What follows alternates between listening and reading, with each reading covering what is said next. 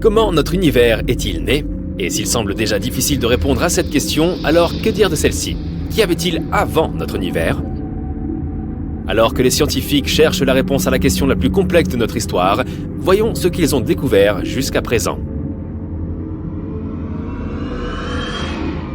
Au XXe siècle, nous avons commencé à faire la lumière sur ce mystère, et tout cela grâce à un homme, Edwin Hubble.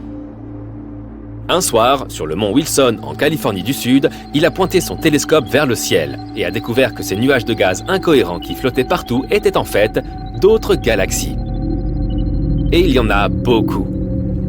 Il a aussi appris autre chose. Une chose qui a changé le monde pour toujours. Ces galaxies bougent. Et alors, te demandes-tu peut-être? Eh bien, cela signifie une chose très importante. L'univers est en expansion. Et s'il est en expansion, alors il a probablement eu un commencement quelque part, non? Maintenant, tout ce que nous avons à faire, c'est de remonter le temps et de voir où se trouvait ce point de départ. Il a fallu aux scientifiques de nombreuses années supplémentaires pour formuler une théorie à part entière, la théorie du Big Bang. Et la voici. Rien ne s'est jamais trouvé nulle part, car ni quand ni où n'existait alors. Tu comprends? Sauf qu'en fait, non. Il y avait bien une chose. C'était la présumée singularité initiale. Un état de notre univers dans lequel il était incroyablement petit, dense et très, très chaud. Imagine que notre univers soit comprimé en une petite boule. La pression et la température à l'intérieur seraient énormes. À un moment donné, il est devenu impossible de les contenir. Et voilà le Big Bang. C'est une explosion d'énergie et de matière qui a créé tout ce que nous voyons aujourd'hui. Le temps et l'espace, les forces physiques de base. Il a aussi dispersé des quarks un peu partout.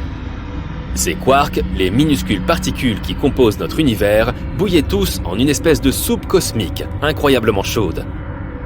Lorsqu'elle a refroidi, la gravité a commencé à les attirer les uns vers les autres. Ils se sont rassemblés en atomes, puis en molécules, et enfin dans les premiers objets du cosmos, les étoiles.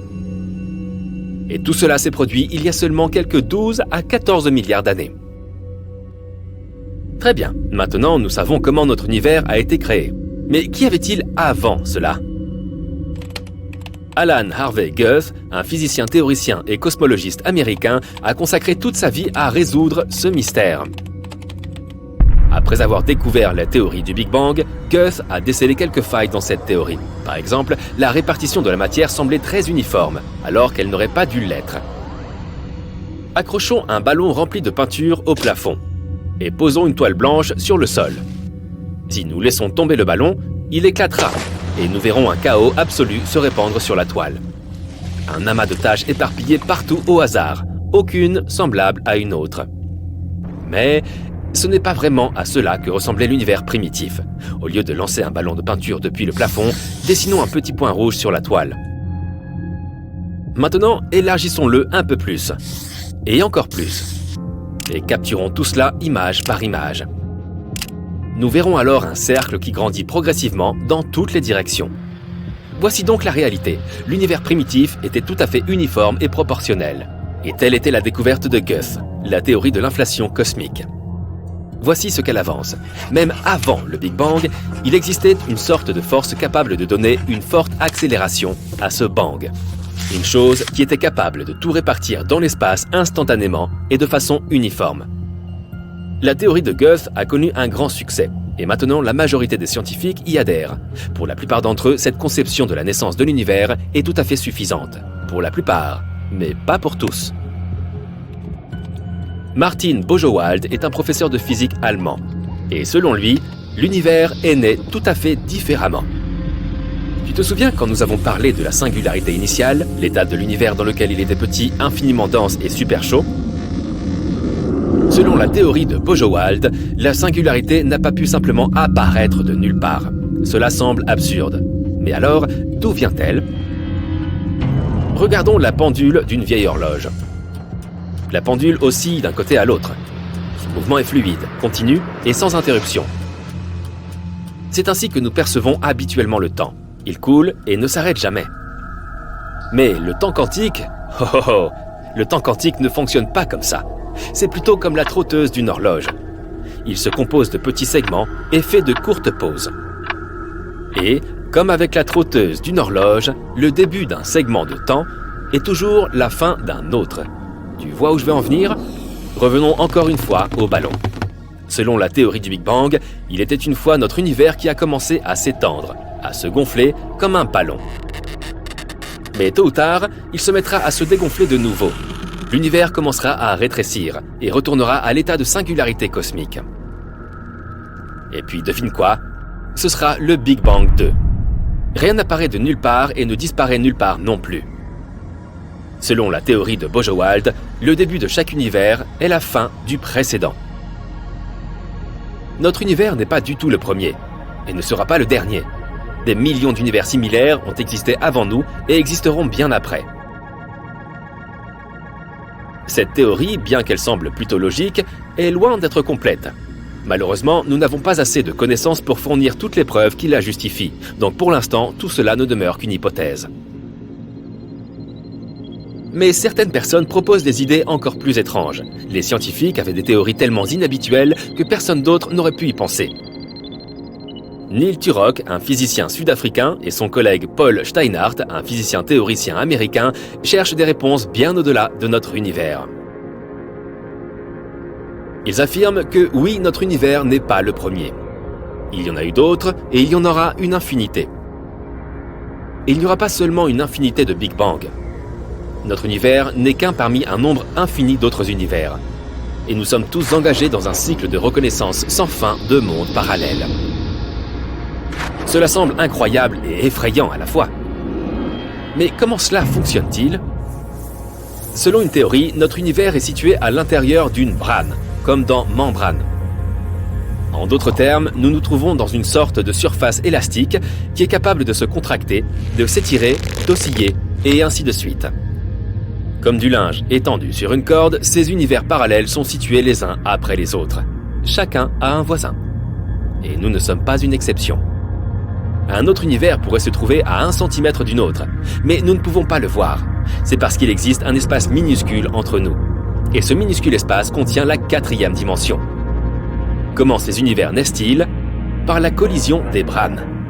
Ces branes se rapprochent les unes des autres très lentement, jusqu'au jour où elles entrent enfin en contact. Leur collision crée 2 Big Bang et 2 univers parallèles. Puis elles s'éloignent l'une de l'autre. Les mondes créés continuent d'exister, et nous en sommes actuellement à ce stade.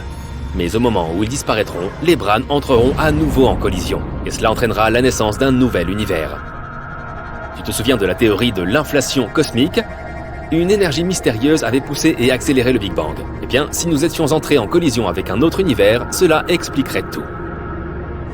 Bien sûr, tout ce qui est décrit ici relève d'une grande simplification. Lorsque tu entends que notre monde est un bout de linge sur une corde, cela semble complètement absurde. Mais cette idée est basée sur la théorie des cordes et la théorie M, 2 piliers de la mécanique quantique. Si elle s'avère exacte, elle pourrait expliquer presque tout dans notre univers. L'élaboration d'une théorie est un processus incroyablement complexe. Turok et Steinhardt ont fait une énorme quantité de calculs et ont écarté beaucoup de théories qui ne fonctionnaient pas. De plus, pour élaborer une pareille théorie, il faut dépasser les limites de l'esprit humain et concevoir 11 dimensions à la fois. Malheureusement, cette idée aussi folle qu'élégante a été l'objet de nombreuses moqueries. Turok et Steinhardt rétorquent que les scientifiques sont des gens ordinaires, pas si différents de tout un chacun. Ils ont aussi peur du changement et de l'inconnu. Et il est vraiment effrayant de remettre en question tout ce en quoi nous avons pu croire. Il y a de nombreuses années, les gens ne croyaient pas que la Terre était ronde. Puis, ils ont été scandalisés par la théorie du Big Bang. Nous ne pouvons pas faire de découvertes sans lutter et sans avoir peur. C'est pourquoi Turok et Steinhardt ne prévoient pas d'abandonner si facilement. Après tout, les preuves dont nous disposons actuellement ne font qu'affirmer que chacune des 3 théories est possible. Alors, quelle réponse est la bonne? Nous le saurons peut-être jamais. Du moins, pas à ce stade du développement humain. Malheureusement, tant que nous n'avons pas de preuves, nous ne pouvons que théoriser. Mais peut-être qu'un jour, nous découvrirons quelque chose qui nous ouvrira les yeux une fois pour toutes. Peut-être qu'un jour, nous résoudrons le mystère de la création de notre univers. Juste après sa création, le cosmos était plongé dans l'obscurité. Je n'y étais pas personnellement, Mais c'est ce que pensent la plupart des scientifiques. Toutes les étoiles étaient donc cachées derrière un épais brouillard de gaz primordiaux. Puis, tout à coup, quelque chose a dissipé ce brouillard et l'univers s'est mis à briller, comme s'il s'était enfin réveillé. Mais comment cela s'est-il produit? 8 galaxies peu lumineuses récemment découvertes pourraient nous apporter une réponse. Le Big Bang a créé notre monde il y a environ 13,8 milliards d'années. Au début, il n'y avait qu'une soupe de particules en ébullition, très chaude et chaotique. Mais au fil du temps, les choses se sont refroidies, et les particules ont fini par se coller les unes aux autres. C'est ainsi que les atomes sont apparus. Un peu d'hélium, mais surtout de l'hydrogène, le tout premier élément. Ces premiers éléments ont créé d'épais nuages de gaz, très opaques. Ensuite, les premières étoiles ont commencé à se former. Elles étaient incroyablement brillantes. Elles émettaient beaucoup de lumière, y compris des rayons ultraviolets. Mais malgré cela, une grande partie de leur lumière ne pouvait pas se propager très loin à cause de ce méchant brouillard d'hydrogène. Les nuages de gaz absorbaient et dispersaient toutes les petites particules de lumière. C'est comme si la lumière était piégée autour des étoiles. Cet âge sombre a duré des centaines de millions d'années. Puis tout a changé. Récemment, le télescope spatial James Webb a repéré d'anciennes galaxies naines datant de cette époque. Il s'avère que ce sont elles que nous devrions remercier pour avoir illuminé l'univers. À l'époque, ces galaxies étaient remplies d'étoiles primitives. Ces étoiles émettaient un rayonnement si puissant qu'ils parvenaient non seulement à dominer, mais aussi à briser les atomes d'hydrogène présents dans le brouillard. Ils les transformaient en particules chargées, en des particules qui transportent un peu d'électricité, appelées ions. Petit à petit, le brouillard s'est dissipé. Ce processus de dissipation du brouillard s'appelle la rayonisation. Et cette belle époque est connue sous le nom de âge de rayonisation. Enfin, la lumière a pu voyager dans tous les coins de l'univers, ce qui a vraiment changé la donne. Tout comme le siècle des Lumières de l'homme. Pour trouver ces petits allumeurs, les astronomes ont utilisé une technique appelée lentille gravitationnelle. Imaginez que la lumière voyage dans l'espace comme un faisceau rectiligne. Mais comme tout ce qui existe dans notre monde, y compris le temps, la lumière obéit à la gravité. Si elle est trop forte, elle déformera les faisceaux lumineux. Ainsi, lorsque les faisceaux passent à proximité d'un objet massif, la gravité de l'objet les attire, courbant et déformant leur trajectoire. C'est pourquoi les trous noirs ont l'air si effrayants. Ils étirent les étoiles et tout l'espace autour d'elles comme des tourbillons. Mais ce n'est pas si effrayant, en fait. Un verre ordinaire, ou une loupe, fait quelque chose de similaire. D'où le nom de lentille gravitationnelle. Lorsque l'objet qui fait office de lentille est incroyablement massif, il déforme la lumière en de multiples images du même objet, créant ainsi une structure à la fois effrayante et fascinante qu'on appelle un anneau d'Einstein. En revanche, si l'objet n'est pas très grand, la courbure est moins spectaculaire et déforme légèrement la forme de l'objet en arrière-plan, lui donnant l'air un peu étiré. L'effet de lentille gravitationnelle permet également aux scientifiques d'étudier la mystérieuse matière noire. Si la lumière semble étirée et que cet étirement n'est pas uniquement dû à la présence d'objets massifs à proximité, il se peut que ce soit quelque chose d'invisible et de lourd qui la courbe. Ces 8 galaxies étant trop peu lumineuses, les scientifiques ont dû recourir à cette astuce gravitationnelle pour les observer. Les chercheurs ont donc étudié la lumière de galaxies vieilles de plus de 13 milliards d'années. Ils se sont concentrés sur un amas galactique appelé Abell 2744, également connu sous le nom d'amas de Pandore. Ces découvertes leur ont permis de comprendre comment ces petits bonshommes ont joué un rôle considérable dans la transformation de l'univers primitif. Le télescope James Webb est un outil incroyable qui pourrait bientôt nous permettre de nous pencher sur des périodes encore plus anciennes, datant de l'aube cosmique, lorsque l'univers n'était âgé que de quelques millions d'années. Un autre outil formidable, le télescope spatial Nancy Grace Roman, va l'aider. Il est également possible que ces galaxies n'aient pas fait tout ce travail toutes seules. Ces premières étoiles massives étaient absolument terrifiantes. Selon certaines estimations, elles étaient de 30 à 300 fois plus massives que notre Soleil, et des millions de fois plus brillantes. Les étoiles modernes contiennent des éléments lourds, mais à l'époque, elles utilisaient les seuls éléments disponibles, l'hydrogène et l'hélium, ce qui explique pourquoi elles étaient si chaudes et brillantes. Mais elles avaient aussi une durée de vie très courte, de quelques millions d'années seulement.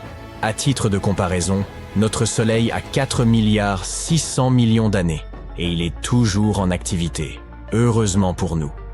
À la fin de leur vie, elles se sont transformées en supernovas. Ces explosions d'énergie colorée étaient si puissantes qu'elles ont forgé les premiers éléments lourds de notre monde et les ont disséminés dans tout l'univers, plantant ainsi les premières graines des futures planètes. Mais les étoiles elles-mêmes n'ont pas simplement disparu.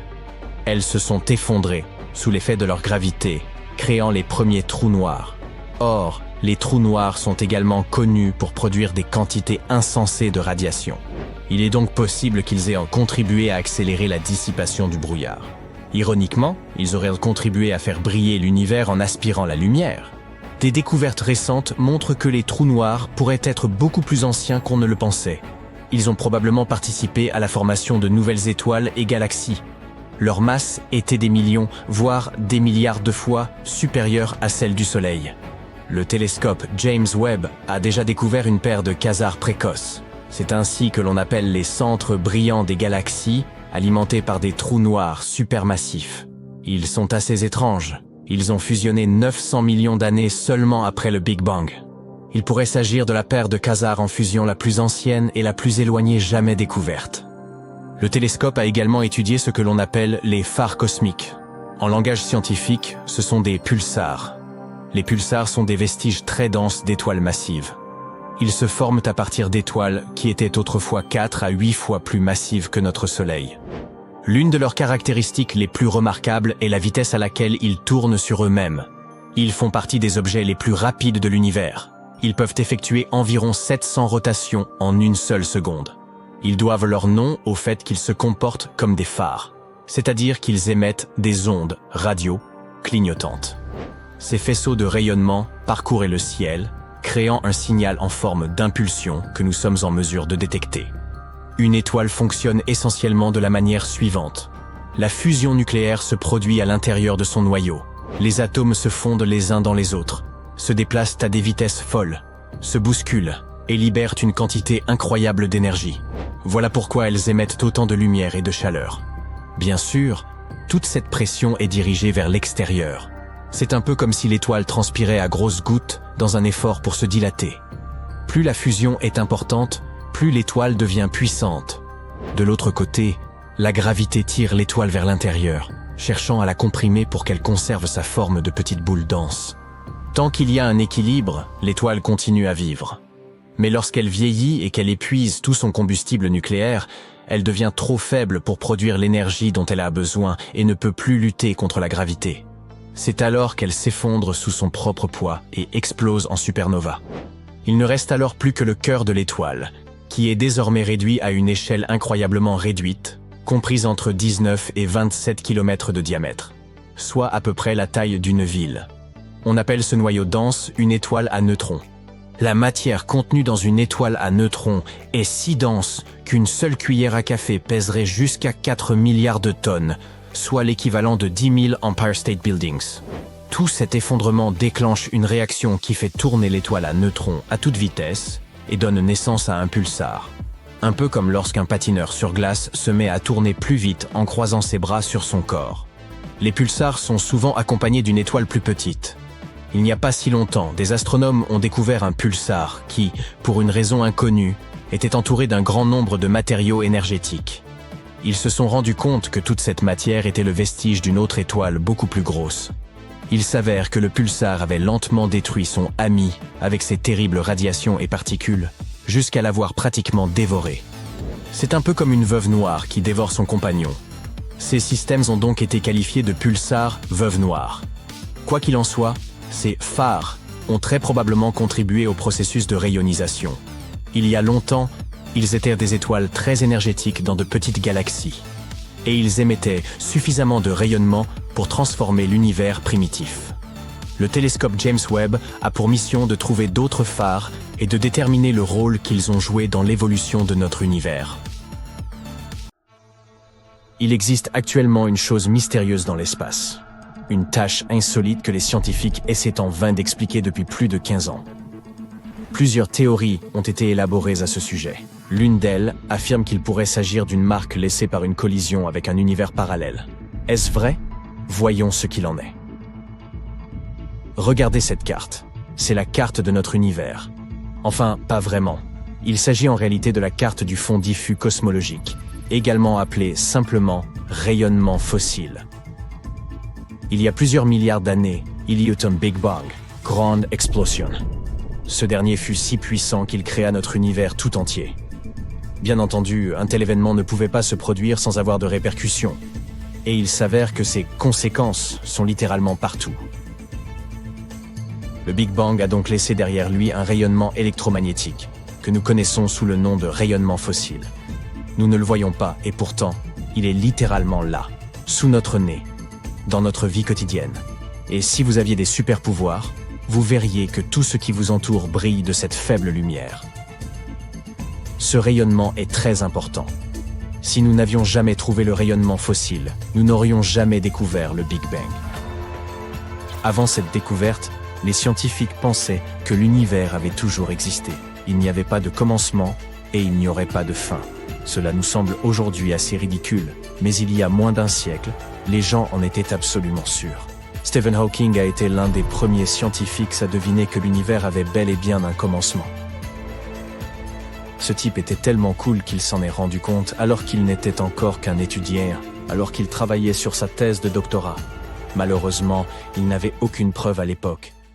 S'il y a eu une telle explosion il y a des milliards d'années, alors où sont les traces? Où en est la preuve? S'esclavent alors ceux qui croient à la théorie de l'éther stationnaire. Mais pas de panique. Cette preuve est vite arrivée.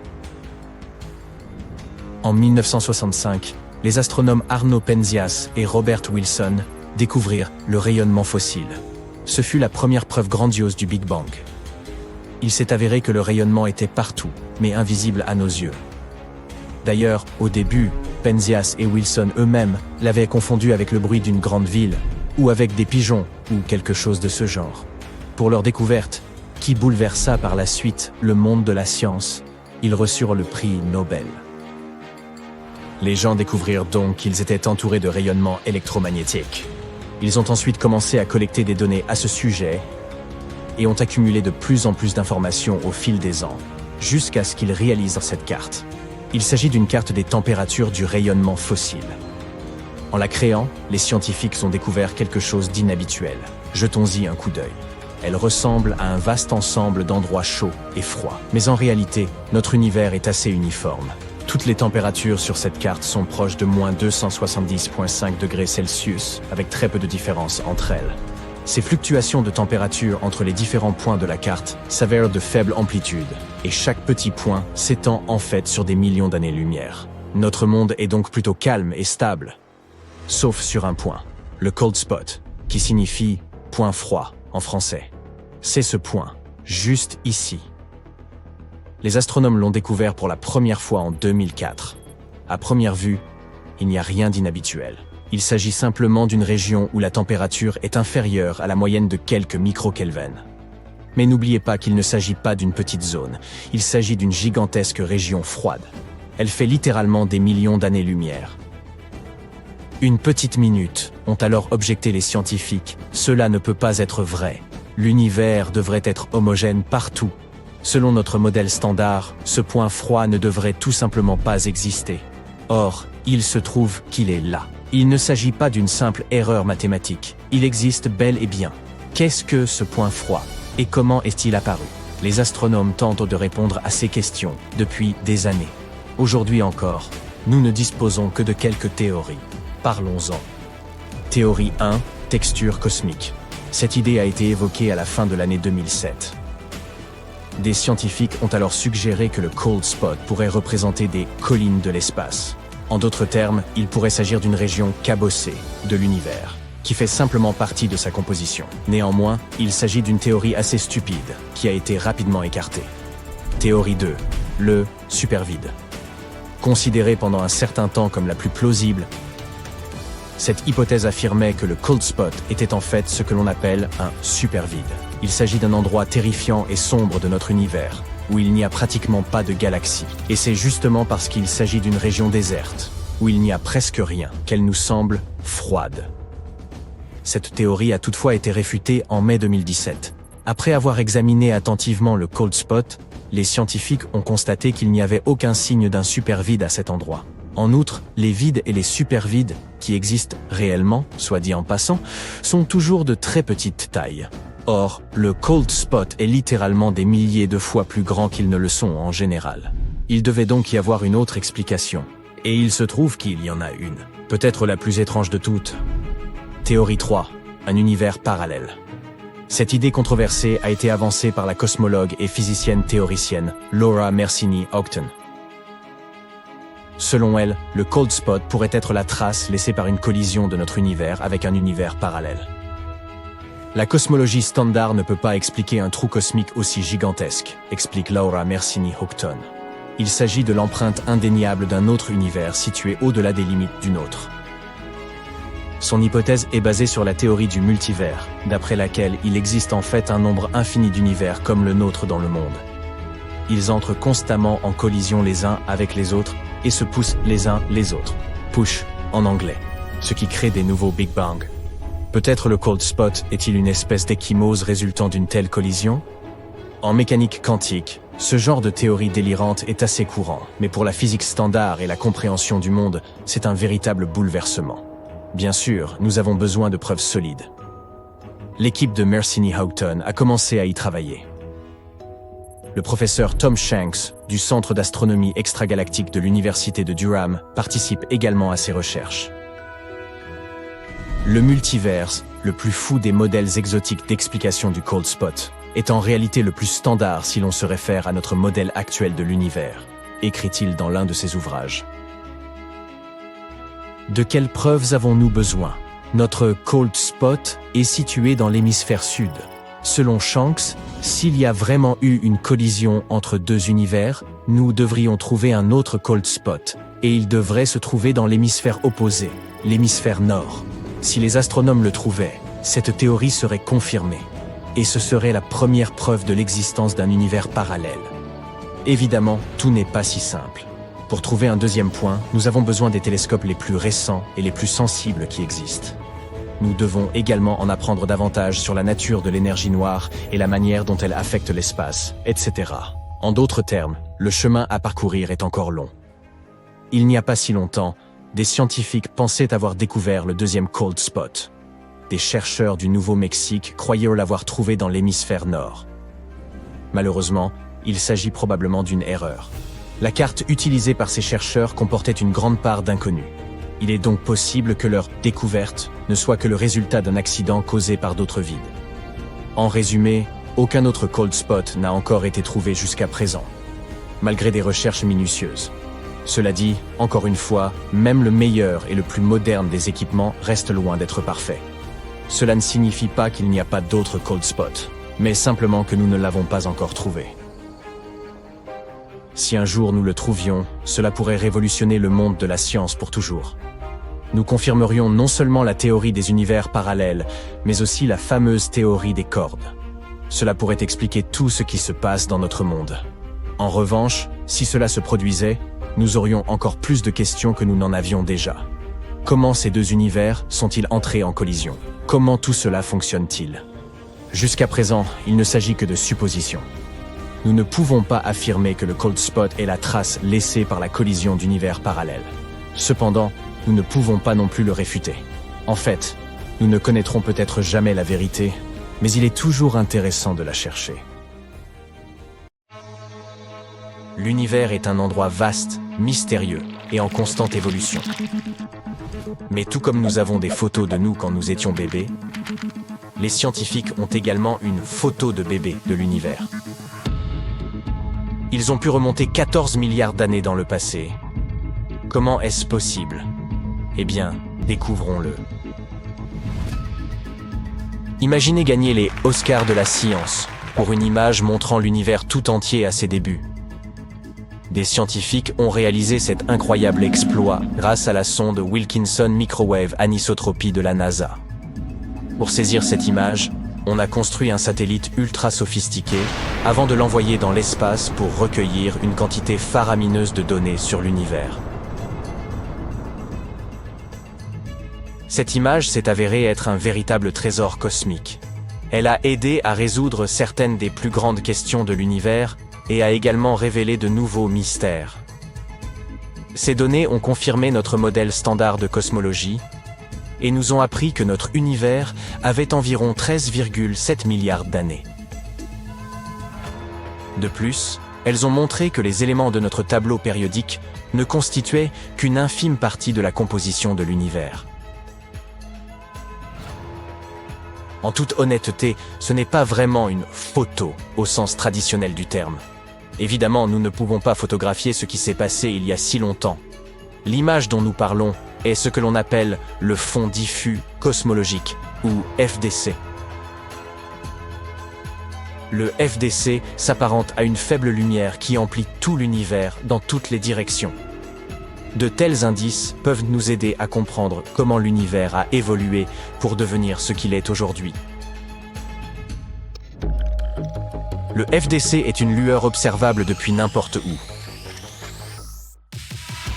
Lorsque vous regardez au travers d'un télescope ordinaire, l'espace entre les étoiles et les galaxies semble plutôt obscur.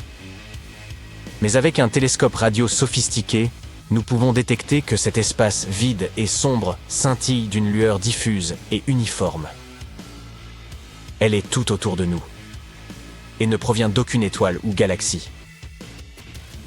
Le fond diffus cosmologique est le plus intense dans la partie micro-ondes du spectre radio. Il s'agit d'une merveille gelée, prodigieusement froide, à environ moins 270 degrés. Brrr, c'est plus froid que tous les hivers que vous ayez connus. Cette ancienne lumière s'est formée environ 380 000 ans après le Big Bang, lequel s'est produit il y a environ 14 milliards d'années. Nous regardons donc vraiment très loin dans le temps. À ses débuts, l'univers ressemblait à un épais brouillard de plasma surchauffé, atteignant presque 280 millions de degrés Celsius. Il faisait si chaud que les atomes ne pouvaient même pas encore exister. Seuls des électrons et des protons libres rebondissaient dans tous les sens. En raison de ce brouillard extrêmement chaud, toute lumière tentant de se propager était dispersée par ces électrons. C'était comme essayer de voir au travers d'un pare-brise embué. Puis, l'univers a commencé à se dilater dans toutes les directions, à l'image d'un ballon cosmique en constante expansion. Et cette expansion se poursuit encore aujourd'hui. À mesure que l'univers s'étendait, il se refroidissait également. Lorsqu'il a atteint l'âge de 380 000 ans, il s'était suffisamment refroidi pour que les électrons et les protons puissent s'associer. Ces petites particules ont commencé à se combiner, formant principalement des atomes d'hydrogène. Ce moment a marqué la transition vers un univers transparent, semblable à une grande baie vitrée. Cette transition magique est connue sous le nom d'époque de la grande recombinaison. Une fois cette ère brumeuse achevée, la lumière a pu librement voyager. L'univers est alors devenu un vaste terrain de jeu pour les photons, libres de rebondir et de se répandre. Comme vous le savez, la lumière possède une vitesse fixe, 300 000 km par seconde. Et il faut du temps pour que la lumière provenant d'endroits lointains nous atteigne. Ainsi, le FDC représente-t-il la lumière la plus ancienne de l'univers ? C'est comme une capture du moment où l'univers commençait tout juste à devenir clair et transparent. En voyageant à travers l'espace, cette lumière a connu de nombreuses péripéties, telles que la formation des étoiles et des galaxies. En chemin, elle a perdu de l'énergie et s'est transformée en micro-ondes, invisibles à nos yeux, mais détectables au moyen d'instruments spéciaux. Par ailleurs, certains éléments perturbateurs peuvent altérer les données, comme les amas galactiques, par exemple. Ce sont de grands groupes de galaxies qui se rassemblent dans l'espace. Lorsque la lumière ancienne du fond diffus cosmologique les traverse, ces amas déforment sa trajectoire, comme si l'on renversait de l'encre sur un précieux manuscrit ancien. Les scientifiques doivent donc inventer de nouvelles techniques et utiliser des ordinateurs de pointe pour voir à travers ce désordre et décoder correctement les informations. Pour toutes ces raisons, le FDC n'est pas parfaitement uniforme. Il présente des motifs et de petites irrégularités. Ces schémas uniques s'ils sont comparables à l'empreinte digitale de l'univers. Les scientifiques utilisent des outils sophistiqués tels que le satellite Cosmic Background Explorer et la sonde Wilkinson Microwave Anisotropy pour étudier ces motifs. Le premier, qui est notre caméra cosmique, a produit la première carte du ciel en micro-ondes entre 1989 et 1993. Pourquoi l'étudions-nous? Eh bien, parce que le fond diffus peut nous en révéler beaucoup sur l'univers primitif. Son expansion, la quantité de matière normale et de matière noire qu'il contenait alors, la forme globale de l'univers, et bien d'autres choses encore. En somme, nous jouons les détectives cosmiques, en tentant de déchiffrer les mystères de notre monde à travers de petits indices et autres empreintes. Quels sont les résultats de ces recherches? Eh bien, des outils impressionnants comme la sonde Wilkinson nous ont permis de découvrir des faits étonnants. Par exemple, nous avons appris que nous ne pouvions en réalité observer que 5% de l'univers. Vous pouvez visualiser l'univers comme une immense tarte cosmique. Les chercheurs ont découvert que 68% de cette tarte était composée de ce que l'on appelle l'énergie sombre et 27% de matière noire. Seul un maigre 5% est constitué de matière ordinaire, celle que nous, les humains, pouvons percevoir. Ainsi, la majorité de l'univers nous est proprement inconcevable. Nous avons également découvert ce qui s'était passé au début de l'univers. Imaginez-le juste après le Big Bang. Il était extrêmement réduit, plus petit encore qu'un proton. Et tout ce que nous voyons aujourd'hui était comprimé dans cet espace minuscule. Les règles de la mécanique quantique, permettant des phénomènes étranges et imprévisibles, étaient alors à l'œuvre. La matière et l'énergie se comportaient étrangement, apparaissant et disparaissant tour à tour.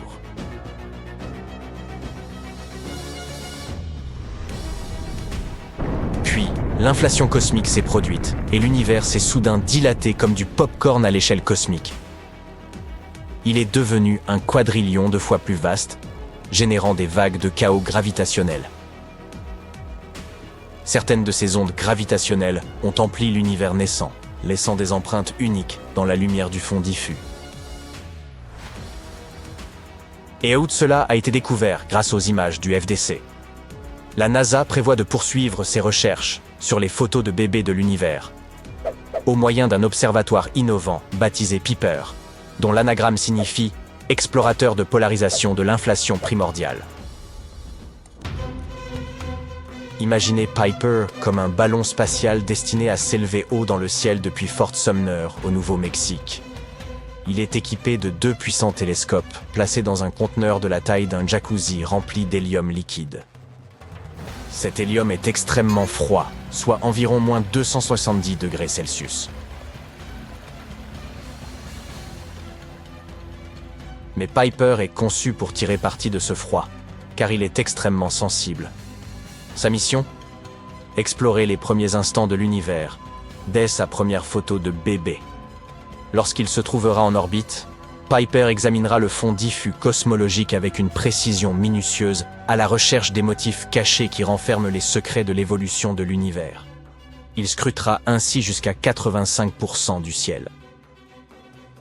Le lancement de Piper est prévu pour la fin septembre. Vous pourrez même suivre en direct le palpitant gonflage du ballon sur le site web de la Columbia Scientific Balloon Facility. Ce sera sans doute une aventure extraordinaire. Ainsi, le fond diffus cosmologique est tel un compteur voyageant dans le temps pour nous offrir de précieux indices sur le passé fascinant de l'univers. N'est-ce pas formidable? L'espace regorge de surprises, et il en reste tant à découvrir. Gardez les yeux braqués sur les étoiles. Et qui sait quelles autres merveilles nous attendent. Bang! Ou devrais-je dire Big Bang? Le Big Bang. Après le Big Bang, l'univers ressemblait à un bouillon de protons, de neutrons et d'électrons. Après avoir commencé à se refroidir, les protons et les neutrons se sont mis à se combiner, formant d'abord des atomes ionisés d'hydrogène et plus tard d'hélium. Ces atomes ionisés d'hélium et d'hydrogène ont attiré les électrons, les transformant en atomes neutres. En conséquence, la lumière a pu se déplacer librement pour la toute première fois, puisqu'elle n'était plus dispersée par des électrons libres. Qu'est-ce que cela signifie? L'univers n'était plus sombre. Toutefois, Il a fallu attendre quelques centaines de millions d'années après le Big Bang pour que les premières sources de lumière commencent à apparaître. C'est à ce moment-là que l'obscurité cosmique a vraiment pris fin. Nous ne savons pas avec certitude à quoi ressemblait la première lumière de l'univers, ni comment les premières étoiles se sont formées. Heureusement, le télescope spatial James Webb nous aide à trouver des réponses. Comment ? Tout simplement parce qu'il s'agit d'un télescope infrarouge. Pourquoi est-ce important ? Essayons de comprendre. Imaginez une étoile. C'est une très vieille étoile, peut-être la première. La lumière quitte cette étoile il y a 13,6 milliards d'années et entreprend un incroyable voyage à travers l'espace et le temps. Elle doit arriver jusqu'à nos télescopes. Lorsque cette lumière nous parvient, sa couleur ou sa longueur d'onde vire au rouge. C'est ce que nous appelons un décalage vers le rouge. Ce décalage est dû au fait que, lorsqu'il s'agit d'objets très éloignés, la théorie de la relativité générale d'Einstein entre en jeu. Selon cette théorie, l'expansion de l'univers signifie également que l'espace entre les objets s'étire, ce qui les éloigne les uns des autres. Mais ce n'est pas tout. La lumière s'étire également, ce qui la déplace vers des longueurs d'onde plus grandes. Finalement, cette lumière nous parvient sous forme d'infrarouge. En d'autres termes, le décalage vers le rouge signifie que la lumière émise à l'origine par les premières étoiles ou galaxies sous forme de lumière ultraviolette ou visible est décalée vers des longueurs d'onde plus rouges au moment où nous l'apercevons ici et maintenant. Pour les objets les plus éloignés ayant un décalage vers le rouge très élevé, ce minimum de lumière visible est déplacé dans la partie du spectre électromagnétique située dans l'infrarouge proche et moyen. C'est pourquoi, pour voir ces objets de spatiaux, nous avons besoin d'un télescope super puissant. Le télescope Webb peut voir jusqu'à 100 millions ou 250 millions d'années après le Big Bang, ce qui est incroyablement impressionnant. En observant l'univers dans l'infrarouge, le télescope James Webb nous permet donc de voir des choses qu'aucun autre télescope ne nous a jamais montrées auparavant. L'objectif principal de cet incroyable appareil est d'étudier la formation des galaxies et des étoiles apparues dans les premiers instants de l'univers. Pour remonter aussi loin dans le temps, il faut regarder plus loin dans l'espace. Tout cela parce qu'il faut du temps à la lumière pour voyager jusqu'à nous. Par conséquent, plus nous regardons loin, plus nous remontons dans le temps. Pour trouver les premières galaxies, James Webb va effectuer un relevé ultra profond de l'univers dans le proche infrarouge. Il poursuivra ensuite avec d'autres méthodes de recherche. Comme vous vous en souvenez, au début de l'univers, le gaz entre les étoiles et les galaxies était opaque et la lumière énergétique des étoiles ne pouvait pas le pénétrer. Puis, environ 1 milliard d'années après le Big Bang, il est soudain devenu complètement transparent. Pourquoi ? Le télescope James Webb a peut-être trouvé la réponse. À un moment donné, les étoiles des premières galaxies ont émis suffisamment de lumière pour ioniser et chauffer le gaz qui les entourait. Cela a permis de dégager la vue pendant des centaines de millions d'années. Les connaissances les plus récentes des scientifiques portent sur une période appelée ère de rayonisation. À cette époque, l'univers a subi des changements spectaculaires. Après le Big Bang, les gaz de l'univers étaient incroyablement chauds et denses. Des centaines de millions d'années se sont ensuite écoulées et le gaz s'est refroidi. C'est alors qu'il s'est passé quelque chose d'étonnant. C'est comme si l'univers avait appuyé sur le bouton « Répéter ». Le gaz est redevenu ionisé et chaud. Ce phénomène pourrait être dû à la formation des premières étoiles. Ensuite, des millions d'années plus tard, ce mélange est devenu transparent. Pendant longtemps, les chercheurs ont espéré trouver des preuves concrètes de ces changements. Aujourd'hui, le télescope nous apprend que ces régions transparentes se situent autour des galaxies. Les astronomes ont vu ces galaxies rayoniser le gaz qui les entoure. Mieux encore, ils ont réussi à mesurer la taille de ces régions transparentes. Et elles sont gigantesques par rapport aux galaxies elles-mêmes. Imaginez une montgolfière. Imaginez maintenant un petit poids flottant à l'intérieur. Vous avez compris. Et devinez quoi ? Ces minuscules galaxies ont été à l'origine de tout le processus de rayonisation, libérant d'immenses régions de l'espace autour d'elles. Ces bulles transparentes ont continué à grossir jusqu'à fusionner et à rendre transparent l'univers tout entier. L'équipe de chercheurs a choisi de cibler une période antérieure à la fin de l'ère de rayonisation. À cette époque, l'univers n'était pas tout à fait opaque, mais pas tout à fait clair non plus. C'était un patchwork de régions où le gaz se trouvait dans différents états. Pour découvrir ce fait amusant, les astronomes ont orienté le télescope James Webb en direction d'un quasar, un objet spatial incroyablement lumineux. Il a agi comme une gigantesque lampe de poche, se déplaçant vers nous à travers différentes régions gazeuses. Sa lumière était soit absorbée par les zones quasi opaques, soit traversait librement les zones où le gaz était transparent. Les scientifiques sont ensuite utilisé Webb pour examiner les galaxies dans cette région de l'espace. Ils ont découvert que ces galaxies étaient généralement entourées de régions transparentes d'un rayon d'environ 2 millions d'années-lumière. À titre de comparaison, la zone dégagée par les galaxies correspond à peu près à la distance séparant notre galaxie, la Voie lactée, de notre voisine la plus proche, la galaxie d'Andromède. Et le télescope a pu observer ces galaxies en train de dégager l'espace autour d'elles. C'était la fin de l'ère de rayonisation. Jusqu'alors, personne ne savait ce qui avait provoqué ce processus. L'équipe prévoit de se plonger dans la recherche d'autres galaxies dans 5 domaines supplémentaires. Les résultats obtenus par le télescope Webb dans le premier domaine ont été extrêmement clairs. Alors que les astronomes s'attendaient à identifier quelques dizaines de galaxies existantes à l'époque de la rayonisation, ils en ont repéré 117. Parlons maintenant un peu du principal héros de la vidéo d'aujourd'hui, le télescope spatial James Webb. Il s'agit d'un instrument absolument stupéfiant, 100 fois plus puissant que le télescope spatial Hubble. Et ce dernier a observé des endroits situés à 13 400 millions d'années-lumière. Dire que le télescope James Webb est un peu cher est un euphémisme, alors qu'à l'origine, le coût du télescope était estimé entre 1 et 3 500 millions de dollars. L'ensemble du processus de développement a coûté environ 10 milliards de dollars. À titre de comparaison, la construction et le lancement du télescope Hubble ont coûté à la NASA 4 700 millions de dollars. Et il a fallu encore 1 milliard de dollars pour le placer en orbite. Bien que le télescope spatial James Webb soit haut de 3 étages et grand comme un court de tennis, ces miroirs sont les miroirs de télescope les plus légers de tous les temps. Au cours du processus de fabrication, leur poids a été réduit de 92%. Lorsque vous les regardez, les miroirs du télescope semblent être en or. En réalité, ils sont en beryllium. Il s'agit d'un métal gris acier, léger et fragile. Une couche d'or est appliquée sur chaque miroir, c'est vrai. Mais ils ne peuvent pas être fabriqués entièrement en or, car ce matériau précieux a tendance à se dilater et à se contracter, même en cas de faible variation de température. Ainsi, la quantité totale d'or contenue dans le télescope spatial James Webb est inférieure à 60 grammes, soit un morceau d'or de la taille d'une balle de golf. Et les plaques d'or qui recouvrent le miroir ont une épaisseur inférieure à 1000 atomes. En ce qui concerne les capacités du télescope, il serait capable de voir clairement un penny américain à 38 km de distance et un ballon de football à 547 km. Le côté télescope du James Webb se refroidit lui-même et sa température ne dépasse pas les moins 223 degrés Celsius. C'est assez froid pour rendre l'azote liquide.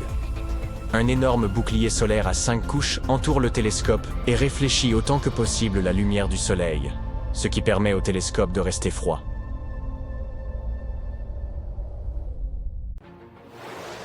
« 13,8 milliards d'années, une mystérieuse explosion s'est produite dans l'espace.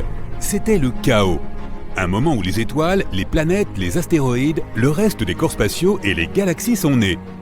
C'était le Big Bang, une théorie que nous connaissons tous. Mais personne ne sait avec certitude ce qui s'est passé, d'où vient l'univers et ce qu'il y avait avant. Certains pensent même que l'univers est passé par un cycle où il s'est contracté et étendu plusieurs fois. En 1991, un cosmologiste de l'université de Stanford nommé Andrei Linde a soumis un article dont l'idée principale suggérait la possibilité que l'univers ait été créé dans un laboratoire. Selon sa théorie, il y avait une chance qu'une civilisation avancée quelque part dans le monde ait créé notre univers. Cette civilisation aurait créé un cosmos entièrement nouveau, qui a ensuite évolué vers ses propres planètes, étoiles et formes de vie intelligentes. 30 ans plus tard, de nombreux scientifiques prennent cette théorie très au sérieux. Ils ont même commencé à parler de choses que nous, en tant que civilisation, pourrions faire pour atteindre un niveau aussi avancé. La théorie dit que cette civilisation avancée a décidé d'ajouter une technologie qui a aidé à créer un nouvel univers à partir de rien. Cela a eu lieu par le biais du tunnelage quantique. Cela se produit quand un atome peut apparaître de l'autre côté d'une barrière, même si c'est censé être impossible, compte tenu des lois de la physique de notre monde. Comme par exemple, si tu voulais passer de l'autre côté d'un grand mur, mais que tu ne peux pas le passer avec des échelles ou le contourner. Imagine que tu peux simplement le traverser comme un fantôme. Dans notre monde, ce n'est pas possible, mais une civilisation plus avancée pourrait être capable de le faire. De plus, ils auraient compris comment ils pouvaient créer de nouveaux univers. En ce moment, à l'échelle cosmique, nous pourrions être une civilisation de classe C. Nous ne savons pas comment recréer certaines choses, par exemple les conditions sur la Terre si notre étoile centrale, le Soleil, s'éteint. Si nous parvenons à devenir une civilisation de classe B, nous apprendrons à ajuster les conditions pour être indépendants du Soleil. Cela signifie que nous pourrions peut-être même apprendre à vivre sans lui. Et si nous passons au niveau supérieur et devenons de classe A, nous saurons comment recréer les conditions cosmiques et produire notre propre cosmos dans nos laboratoires. Pensons au monde dans lequel nous vivons à travers 3 dimensions d'espace, Est-Ouest, Nord-Sud et Haut-Bas. Il y a aussi une dimension de temps, ce qui signifie que nous pouvons distinguer le passé du futur. Une 5e dimension représenterait une dimension supplémentaire de l'espace. La théorie de son existence a été mentionnée pour la première fois dans les années 1920. Elle a été inspirée par la théorie de la gravité d'Albert Einstein, qui a déclaré que l'espace-temps est déformé par la matière et l'énergie. Nous ne pouvons pas percevoir ces 4 dimensions, mais nous voyons comment un objet se déplace et l'attribuons à la gravité. Et peut-être qu'il y a une autre force, comme la force électromagnétique, qui est plus de 1000 fois plus forte que la gravité, et qui pourrait expliquer les choses qui se passent dans cette dimension supplémentaire de l'espace. La 5e dimension est courbée, de sorte que nous ne pouvons pas la voir. Mais l'idée de cette dimension a été mentionnée dans une théorie des cordes. Elle considère l'univers comme de très petites cordes de masse énergie et non comme des particules. Elle vibre dans un espace-temps à 10 dimensions, sachant que 6 d'entre elles prennent moins de place qu'un seul atome. Cela a conduit à l'image de l'univers comme une île en 3D qui flotte dans un espace-temps à 10 dimensions. De plus, la 5e dimension pourrait être une excellente explication pour nous en dire plus sur la matière noire. C'est la matière invisible qui a une masse, mais que nous ne pouvons pas voir et qui ne peut pas interagir avec la matière ordinaire. Or, la matière noire représente 85% de toute la matière de notre univers. L'univers ne peut pas être immobile, il est constamment en mouvement, se contractant ou s'étendant. Nous pensions qu'il y avait 100 milliards de galaxies, mais il s'avère qu'il y en a plus d'1 trillion. Les galaxies s'éloignent les unes des autres. C'est ce que cela signifie lorsque les scientifiques disent que l'univers est en expansion continue. Il y a des vides entre les galaxies qui s'étendent parfois sur des millions et des millions d'années-lumière. Ils peuvent sembler vides, mais ils peuvent aussi contenir beaucoup plus de matière que ce que nous pouvons trouver dans les galaxies. Pourtant, les étoiles ne peuvent généralement pas s'y former car la matière entre ces zones a une densité plus faible. Mais il y a quand même beaucoup d'étoiles dites intergalactiques. Un bon exemple est l'amas de galaxies de la Vierge, dont 10% sont des étoiles intergalactiques. Nous ne savons pas exactement comment elles sont arrivées là, mais il y a 2 façons possibles. Première option, les étoiles peuvent entrer en collision, fusionner ou passer près d'une autre galaxie qui peut les faire décoller de leur galaxie mère. Deuxième option, un trou noir supermassif peut accélérer une étoile à une vitesse très élevée s'ils se rencontrent de près, ce qui peut, là encore, faire qu'une étoile soit expulsée de sa galaxie mère. Si tu disposais d'un aimant géant, tu pourrais même extraire quelque chose des environs d'un trou noir. C'est possible si le champ magnétique près d'un trou noir supermassif est aussi fort que le champ gravitationnel du trou noir. Mais cela ne fonctionne pas si nous parlons de matériel qui se trouve déjà au-delà de l'horizon des événements du trou noir. C'est la limite où la force gravitationnelle est si puissante que même la lumière ne peut pas s'en échapper. Il faudrait que tu accélères ce matériau au moins à la vitesse de la lumière pour qu'il puisse s'échapper. Pour cela, tu aurais besoin d'une quantité infinie d'énergie. Mais un aimant pourrait t'aider si quelque chose se dirige vers le trou noir, mais n'est pas encore entré à l'intérieur. Lorsque l'on évoque les trous noirs, tu as sans doute en tête l'image d'un vide géant dans l'espace. Mais la Voie lactée est très probablement pleine de milliers de trous noirs plus petits qui flottent dans la galaxie. Lorsqu'une étoile arrive à sa fin, elle est détruite dans une explosion de supernova, qui est un cataclysme d'énergie. Durant cette explosion, les densités dans le noyau atteignent un état suffisamment intense pour que rien ne puisse s'échapper. Au même moment, la majeure partie de l'étoile explose vers l'extérieur. mais une partie s'effondre vers l'intérieur, créant un trou noir. Plus l'étoile est grosse, plus le trou est gros. Le trou noir avale alors tout ce qui se trouve sur son chemin, y compris les autres étoiles. Lorsqu'une étoile est attirée dans le trou noir, elle est déchirée à cause de la forte gravité à l'intérieur. Certaines de ses parties tombent dans le trou, tandis que les autres sont éjectées à des vitesses incroyablement élevées. Certains trous noirs pourraient avoir été formés de façon différente. Les premiers stades de notre univers étaient pour le moins assez chaotiques. Il y avait des températures et des pressions élevées, et cet état a façonné le cosmos tout entier. Dans les bonnes conditions, n'importe quelle vieille tache de gaz a pu se rétrécir pour devenir un trou noir. Et il en existe de toutes les tailles. De quelques kilos à des masses colossales comme celles de milliers de soleils. Et tout ce qui se trouve entre les deux. Les trous noirs ne sont pas vraiment noirs, ce sont des zones à forte gravité et aucun objet ne peut s'échapper lorsqu'il entre à l'intérieur. Ils se nourrissent de rayonnements électromagnétiques tels que la lumière et les particules spatiales. Comme ils consomment de la matière en permanence, les trous noirs émettent une lueur sombre.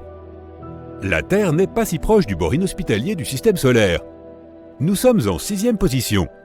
Les scientifiques ont créé une carte 3D de notre système solaire où nous pouvons voir à quoi ressemble le bord. Il leur a fallu 13 ans pour la concevoir. La frontière s'appelle l'héliosphère externe.